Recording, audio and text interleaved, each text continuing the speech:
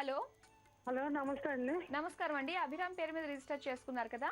అవును మేడం. ఒకసారి మీ బాబు birth details confirm చేసుకుందాము. చెప్పండి. డిసెంబర్ 31, 2004 అవునండి. తాడేపల్లిగూడెంలో 8 గంటల 57 నిమిషాలకు ఉదయం పుట్టాడు కదండి? అవునండి. ఓకే అండి, సమస్య ఏంటో చెప్పండి మేడంతో.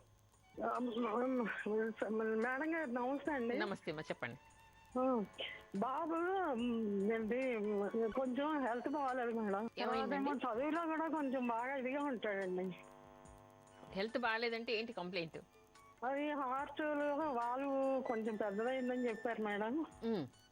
అది హైదరాబాద్ లో చూపించారు మా వారు.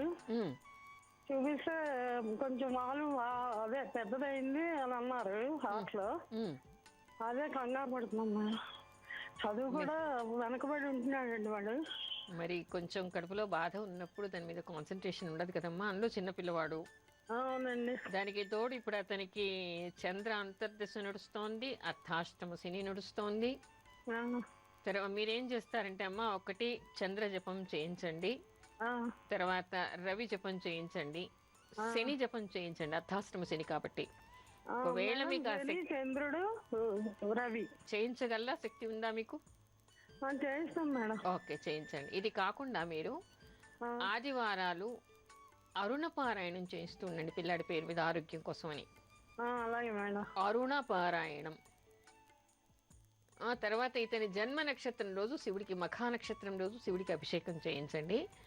ఉదయము పిల్లవాడు స్నానం చేయగానే సూర్యుడికి నమస్కారం చేసుకుని ఒక రాగి చెంబులో నీళ్లు పోసి దానిలో గంధం, కుంకుమ, ఎర్రని పుష్పం వేసేసి సూర్యభగవానుడికి అర్ఘ్య ప్రదానం లాగా చేసి నమస్కారం చేసుకొని హృద్రోగ నివారకాయ నమః, హృద్రోగ నివారకాయ నమః.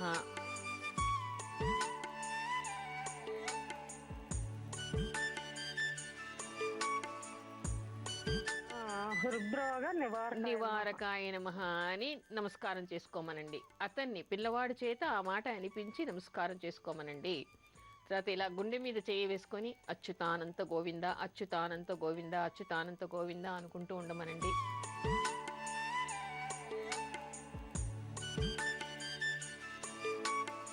బాగా అవుతుంది, మీరు కంగారు పడాల్సినటువంటి అవసరం లేదు. తర్వాత డాక్టర్ దగ్గర మందులు కూడా, మీరు వైద్య ప్రక్రియ కూడా నడవాలి. పూజ చేస్తున్నాం కదా అని మానేయకూడదు.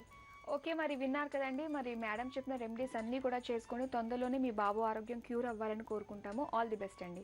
ఓకే అమ్మ, కామదహనానికి సంబంధించి మాట్లాడుకుంటున్నాం కదా. మామూలుగా పౌర్ణమి అంటే చాలా శుభదినం అని చెప్పేసి చాలా మంది శుభకార్యాలు చేస్తూ ఉంటారు. మరి ఈ హోలికా పౌర్ణమి రోజు మరి చేయొచ్చు అంటారా? దీనికి నిషేధం ఉంది. ఈ విషయం కూడా చాలా మంది తెలుసుకోవాలి.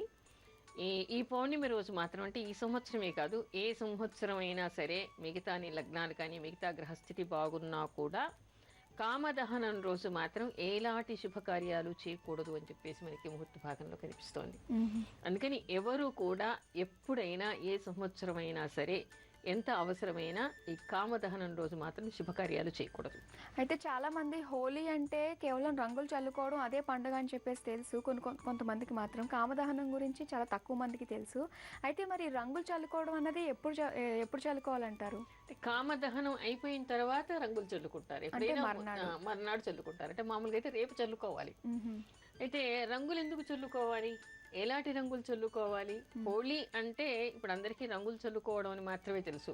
హోలీ అనేటువంటిది హోళికా పౌర్ణిమ, హోళిక అనేటువంటి ఒక రాక్షసి పీడ పోయిందని చెప్పేసి ఇక్కడ వసంతోత్సవము అంటూ ఉన్నాం.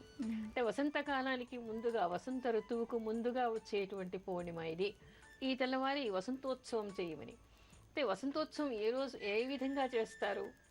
అందరూ పూర్వకాలంలో అయితే రంగులు చల్లుకునేవాళ్ళు. అయితే రంగులు ఎందుకు చల్లుకోవాలి, ఎలాంటి రంగులు చల్లుకోవాలి?